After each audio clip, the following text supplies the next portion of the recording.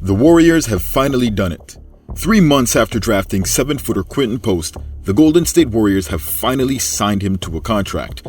But it's likely not what you think, unless you've been watching my prior videos, that is.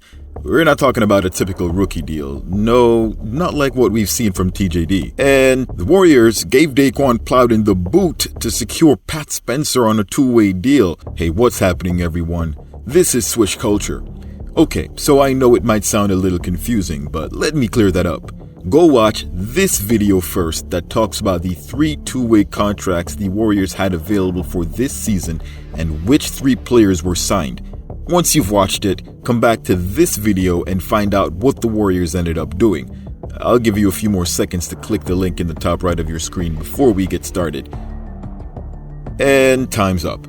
So if you didn't click away or didn't otherwise see the prior video, you're probably wondering why I started by saying the Warriors signed Quinton Post, but then said they secured a spot for Pat Spencer. See, what had happened was, the Warriors had used up all 3 available two-way spots to which they had signed Plowden, Spencer, and Reese Beekman. Since two-way slots aren't guaranteed until the start of the season and Post needed a contract, he had to be signed ASAP, which the Warriors just did. But why sign Post to a two-way contract when they only have 14 occupied spots on the roster?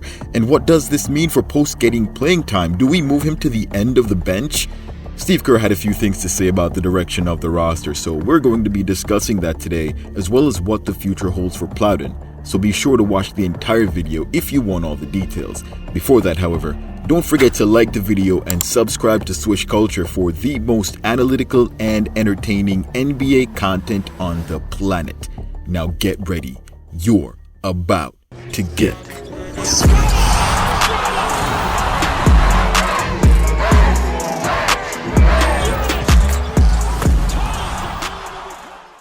So a few days ago, I gave you guys an update on the Warriors' status on the back end of the roster. The Warriors had 1 remaining spot for a guaranteed contract, but unable to use it due to salary restrictions. As such, they had to get rid of one of their two-way slots to make room for Post. The last video I did on the subject discussed the 3 players, their strengths, weaknesses, and who the Warriors would likely move to make room for their stretch 5.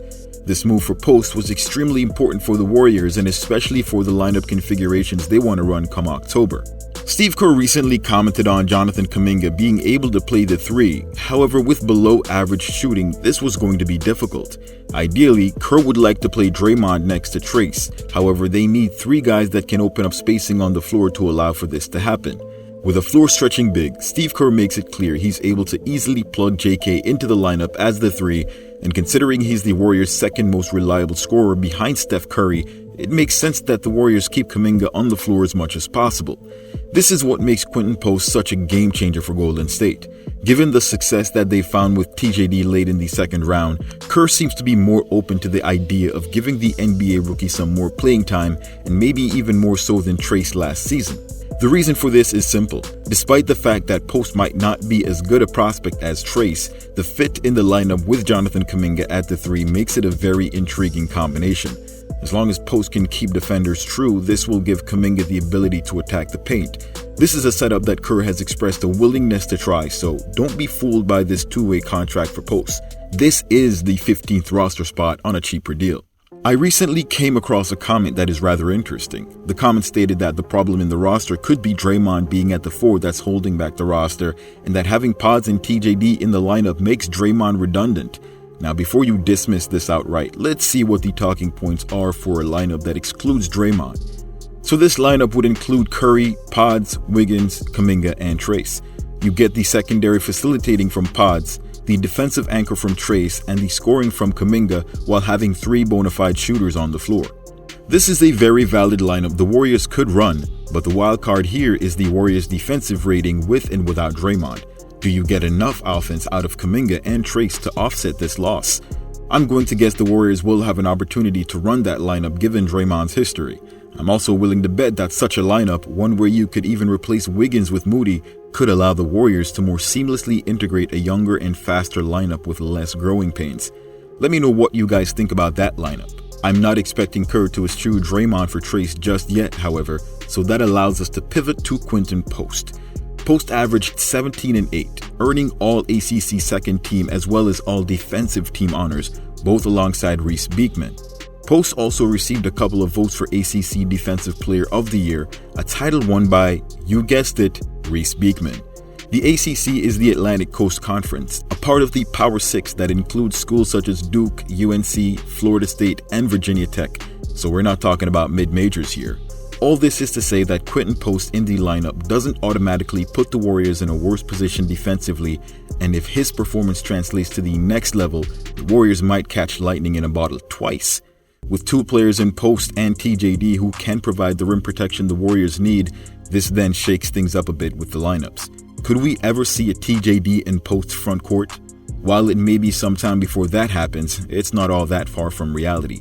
Steve has in fact played Trace at the 4 next to Draymond, which, while it may seem implausible, we'll have to wait and see if Kerr allows Trace to develop into that role. Even then, Post does play the forward position, so Trace could stay at the 5 while the Warriors use Post as a stretch 4 offensively. On the other end of the floor, the two could switch to allow Post to guard opposing centers. Both players have fairly good passing ability, with Post averaging 3 assists per game last year and Trace showing flashes. The Warriors have struggled with guarding players like Jokic, Embiid, and Anthony Davis, and have been needing both talent and size at the center position to combat these players, especially Jokic and Davis in the Western Conference. With the preseason games around the corner, the Warriors really have a decent group of young guys with the potential to step up. A preseason lineup I'm very interested in seeing is Pods, Moody, Kuminga, Post, and Trace. This would be the Warriors' 5 young players in future if they can contribute and play to their potential. While I'm not expecting all 5 to be in the lineup at once during the regular season, this many young players potentially getting significant playing time would be a huge change for the Warriors. It would also be great to see them on the floor without Stephen Curry. Last year's roster was one of the oldest in the league, third behind only the Bucks and Clippers. The second youngest team was the OKC Thunder, and they finished as the 1 seed, so maybe the Warriors took a few cues from last season.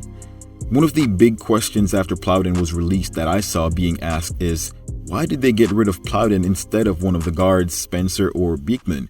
Well, while Plowden still had an opportunity to fight for a spot on the final roster in training camp, the Atlanta Hawks swooped in and snatched him out from underneath the Warriors. Plowden is now signed to an Exhibit 10 deal with Atlanta, and basically, he's gone.